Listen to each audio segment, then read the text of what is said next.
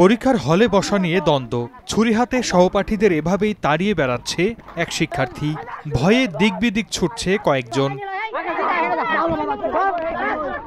বুধবার ছিল তাদের বার্ষিক পরীক্ষা।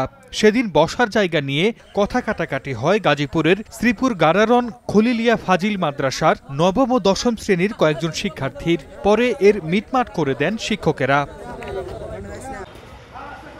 তবে পরদিন আবারও বিবাদ। এক পর্যায়ে দশম শ্রেণীর 5 শিক্ষার্থীকে ছুরিকাঘাতের অভিযোগ নবম শ্রেণীর সিয়াম হাসানের বিরুদ্ধে।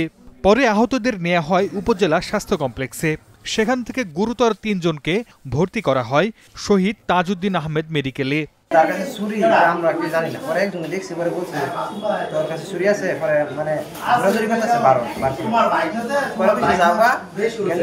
পরে আমরা এদিকে বসছি আর 2 জন তার লগে আছে, 2 জনের মাথার মধ্যে ফার দিছে আর আঙ্গুরে দূর থেকে এরা 2টা ফার দিছে, তার ইয়ার মধ্যে কি লই কত কাগাই লাগছে আমি কইতারি না।